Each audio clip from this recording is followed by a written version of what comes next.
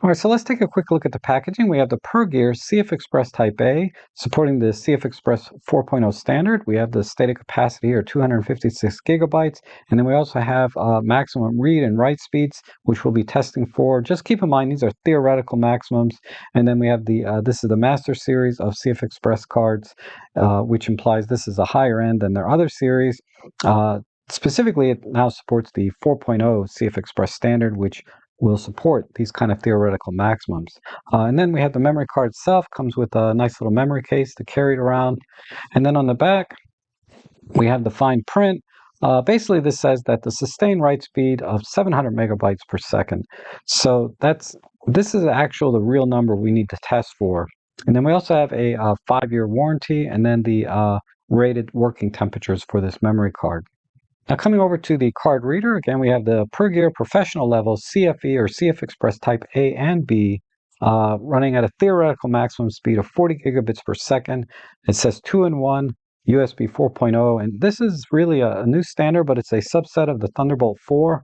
And then the box that it comes in is actually sort of a wood material, and this is pretty cool. I like this. You can actually use this as a travel case if it would lock, but it just kind of flaps open. But anyhow, let's go in and look at the memory card reader.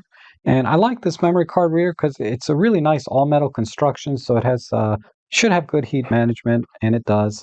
We have a USB-C port here, and I like that the cable is not attached to the card reader itself, so that you can always replace this with a longer cable if you need it, because it comes with this actually very short USB-C to USB-C cable here, and this is USB-C 4.0 compatible, so we can get the theoretical maximum speeds here.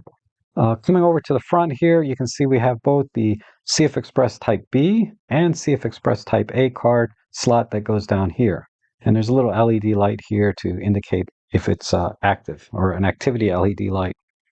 And then on the back, on the fine print, there's really nothing new here. It's just kind of redundant information about its USB-C, 40 gigabits. It comes with USB-C cable, etc.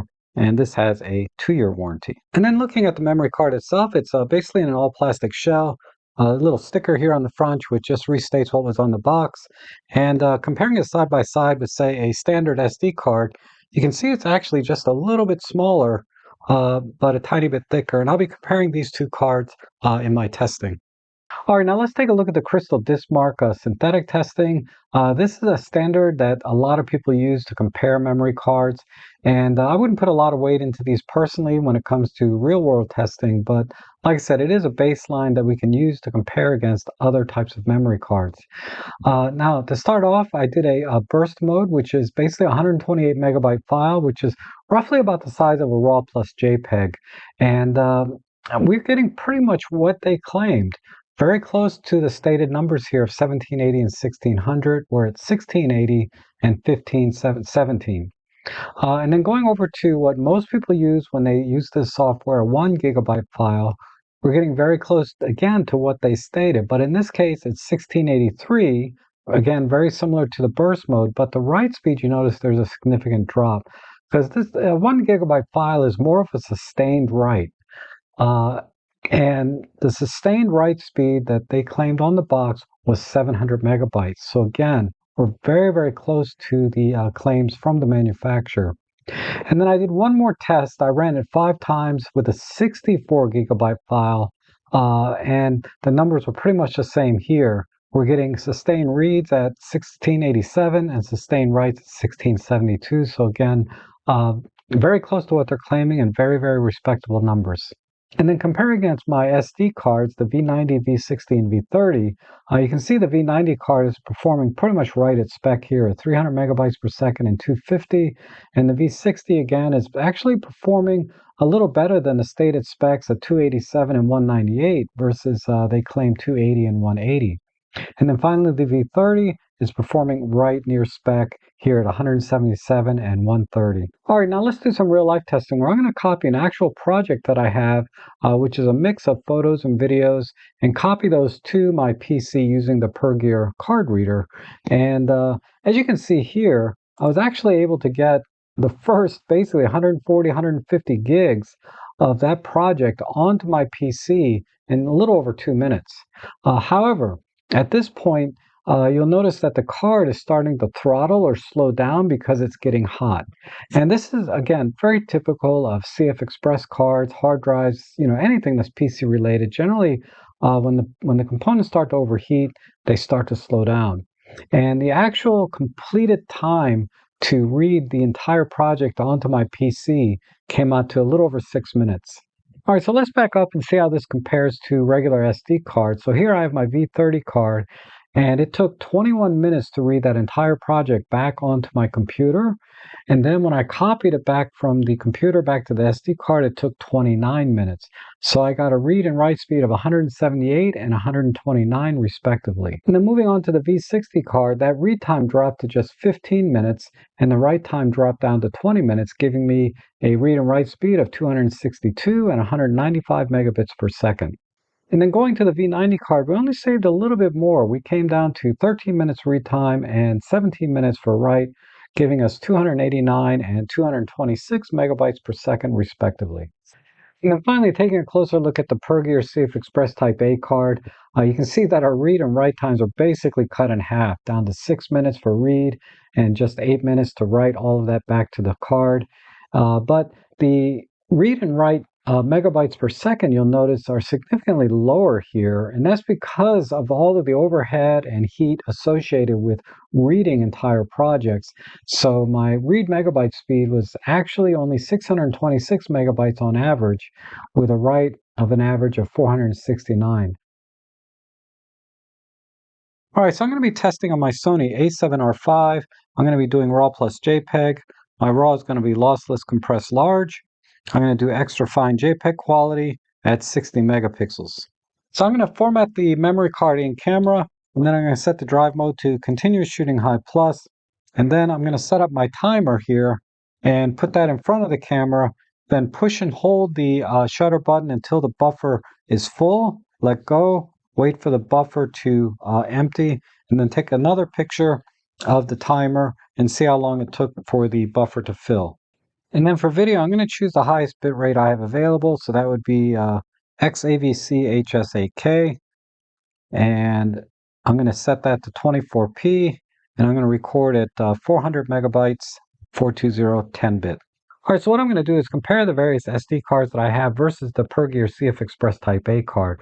And we're going to look at how long it took to fill the buffer, how many images we captured during that time, and then how long did it take to clear the buffer. And first up, I have the Samsung Pro Plus. This is a UHS-1 card rated for V30. It has 180 megabytes read speed and 130 megabytes write speed on the label. And for this card, it took 11 seconds to fill the buffer. I captured 42 images, and then it took 53 seconds to clear the buffer. And the buffer, I think, started at like 35 images and then counted down. Next up is my PNY Elite X Pro 60. This is a V60 UHS-2 card, and this took 13 seconds to fill the buffer. It captured 55 images, and it took only 23 seconds to clear the buffer, so pretty good improvement there. And then going to the Pro Grade V90 card, this is rated for 300 megabytes read and 250 megabytes write.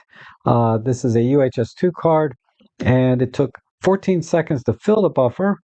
60 images were captured, and it took only 18 seconds to clear the buffer. So again, a little bit of improvement over the V60 card. And then finally, I have the Pergear CFexpress Type A card, and it took 53 seconds to fill the buffer.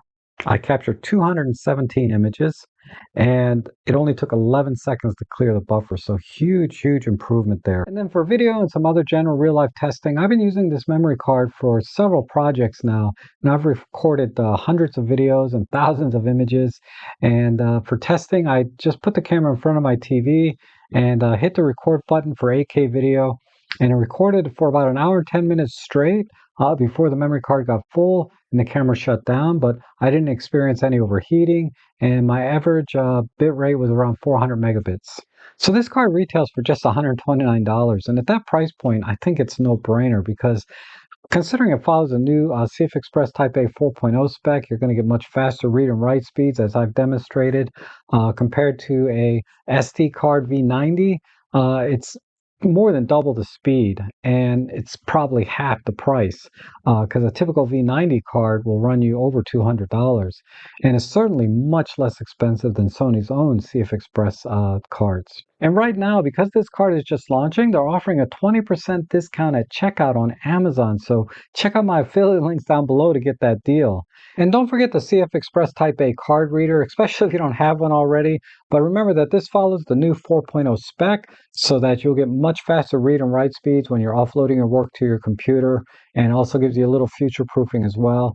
But that's all I have for today. I'd like to thank Pergear for sending these out to me for review. But as always, I try to give you my honest and fair opinion. You have all the data. I think the card performed very well. I didn't have any problems with it, and I can highly recommend it. Thank you so much for watching, and I hope to see you again soon.